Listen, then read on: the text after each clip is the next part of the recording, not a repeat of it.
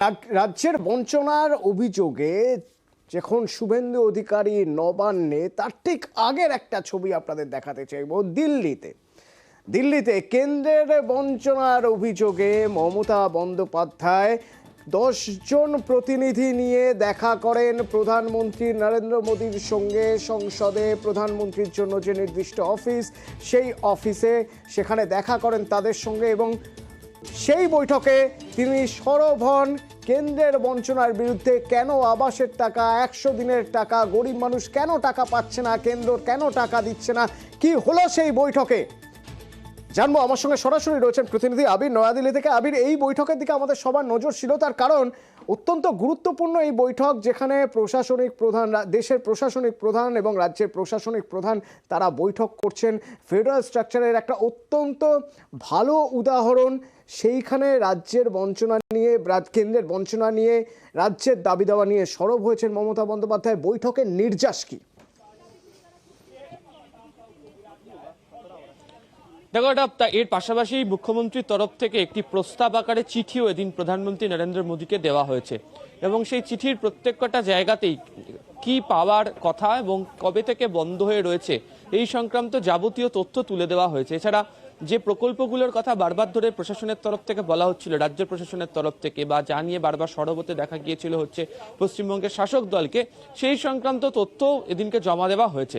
মূল যে বিষয়টা যেদিকে এগোচ্ছে তাতে প্রধানমন্ত্রী তাদের আজকের যে বক্তব্য তিনি ধৈর্য ধরে শুনেছেন, এমনটাই বক্তব্য হচ্ছে মমতা বন্দ্যোপাধ্যায়। এর পাশাপাশি আর বিলম্ব বা আর দেরি না করে যাতে দ্রুত এই সমস্যার সমাধান করতে পারা যায়, সে কারণে রাজ্য সরকারের অফিসার এবং কেন্দ্রের যারা অফিসাররা রয়েছেন তারা একসঙ্গে বসে এর রফা বা সমাধান সূত্র খোঁজার একটা চেষ্টা করবেন। তবে মূল যে বিষয়ের জায়গাটা সেটা হচ্ছে যে তুমি জানো যে রাজনৈতিকভাবে কেন্দ্রীয় প্রকল্পের বা বঞ্চনার যে ইস্যু গত কয়েক মাস ধরে বলতে গেলে তা নিয়ে কার্যত সরগরম হয়ে রয়েছে এবং সামনে যেহেতু লোকসভা নির্বাচন রয়েছে যার পুরোদস্তুর প্রচার শুরু হয়ে গিয়েছে, এই অবস্থাতে দাঁড়িয়ে সেটা আরো অনেকটা সামনে আসতে শুরু করেছে। আজকে যেখানে মমতা বন্দ্যোপাধ্যায় নরেন্দ্র মোদীর সাথে বৈঠক করে গেলেন, তাতে অনেকেই মনে করছেন এর পরে এই রহস্যের জট অনেকটা হলেও খুলতে পারে এবং কেন অর্থ দেওয়া হচ্ছে না, যেটাকে তৃণমূলের তরফ থেকে বারবার ধরে বলা হয় যে বিজেপির নেতারা ইচ্ছা করে টাকা আটকে রেখেছেন, যদিও বিজেপির বা কেন্দ্রের তরফ থেকে বলা হয় যে তাদের কাছে যে রিপোর্ট এসছে সেই রিপোর্ট পরিপ্রেক্ষিতে তারা খতিয়ে দেখছেন। ফলে কোথাও না কোথাও এই বিষয়টা নিয়ে এটা একটা জটিলতা বৃদ্ধি পেতে শুরু করেছে। ফলে আজকের এই বৈঠকের পর সেটা অনেকটা কাটবে বলে অনেকেই মনে করছেন। তবে যে অবস্থা আজকের বৈঠকের পরেও রাজনৈতিকভাবে ভীষণ রকমভাবে প্রাধান্য বা গুরুত্বের জায়গাতে চলে এসছে, তার কারণ অনেকেই বলছেন যে প্রধানমন্ত্রীর সাথে বৈঠক করে যাওয়ার পরও যদি রাজ্য যদি এই টাকাটা না পায়, তাহলে তৃণমূল কংগ্রেসের তরফ থেকে প্রচারে কেন্দ্র বঞ্চনা করছে বাংলাকে, তার ধার বাড়ানো হবে, আরো জোর দিয়ে প্রচার করা হবে। আর যদি টাকা দেওয়াও হয় তাহলেও তৃণমূল কংগ্রেস বলার জায়গাতে যাবে যে তাদের ধারাবাহিক আন্দোলনের জন্য, তারা গিয়ে দেখা করার জন্য, তারা বারবার ধরে বিভিন্নভাবে এই বিষয়কে সামনে তুলে আনার জন্য এই অর্থ তাদেরকে দেওয়া হয়েছে। ধন্যবাদ আবির। এবং আজ এই বৈঠক থেকে বেরিয়ে এসে মুখ্যমন্ত্রী মমতা বন্দ্যোপাধ্যায় কি বললেন শুনুন। हमारा 100 दिन का जो रुपया नहीं मिल रहा है, जिन्होंने काम किया है गरीब लोगों ने, उसका रुपया भी बंद हो पड़ा।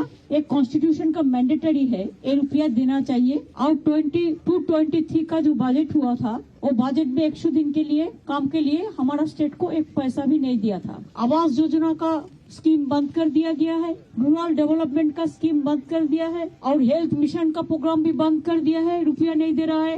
फाइनेंस कमीशन का रुपया भी नहीं मिल रहा है कि अगर कोई गलती हो तो आप रुपया रुक दो। लेकिन 155 टीम्स ऑलरेडी विजिटेड बंगाल। जो भी क्लैरिफिकेशन मांगा हम लोगों ने, पूरा ऑफिसर ने वो क्लैरिफिकेशन दिया। पीएम ने आज कहा है कि उनका ऑफिसर और हमारा ऑफिसर मिलकर एक ज्वाइंट मीटिंग होगा and they can decide the formula. 1,16,000 रुपया बाकी है। हम लोग कहा है इसको टाइम बाउंड होना चाहिए। বঙ্গ বিজেপি স্পোক্স পার্সন শ্রমিক ভট্টাচার্যের সঙ্গে আমরা যোগাযোগ করেছিলাম। তিনি কিভাবে দেখছেন এই বৈঠক? প্রধানমন্ত্রীর সঙ্গে দেখা করা এটা একটা পলিটিক্যাল মুভ। মুখ্যমন্ত্রীর সঙ্গে যারা সহযাত্রী হিসেবে যাচ্ছেন তার জায়গায় যদি চিফ সেক্রেটারি যেতেন, ফিনান্স সেক্রেটারি যেতেন, তাহলে সমস্যাটা হয়তো কিছুটা সমাধান হওয়ার চেষ্টা হতো। কিন্তু প্রধানমন্ত্রী কি নতুন কথা বললেন? তিনি বলেছেন এটা তো কমপ্লিটলি দুই সরকারের সচিবরা বসে তারা সিদ্ধান্ত নেবে। এখানে অবস্থা দাঁড়িয়েছিল সেখানেই আছে। মুখ্যমন্ত্রীর দাবি কোনটা আর পাওনা কোনটা সেটাও আজকে বৈঠকে সুস্পষ্ট হয়নি। সেটা হবে ওই যেদিন দিল্লির সচিবরা বসে আলোচনা করবেন দুই সরকারের, সেদিন শোনা যাবে। আর এদিকে যখন প্রধানমন্ত্রীর সঙ্গে বৈঠক দিল্লিতে, সেই বৈঠকে মুখ্যমন্ত্রী মমতা বন্দ্যোপাধ্যায় তার সঙ্গে 10 জন প্রতিনিধি তারা সেই বৈঠকে ছিলেন, রাজ্যের দাবি দাবা নিয়ে তারা সেই বৈঠক দরবার করছেন। ঠিক তখন দেখা গেল নবান্নে রাজ্যের বিরোধী দলনেতা শুভেন্দু অধিকারী চলে গেলেন মুখ্য সচিবের ঘরে এবং সেখানে গিয়ে তিনি কেন্দ্রের রাজ্যের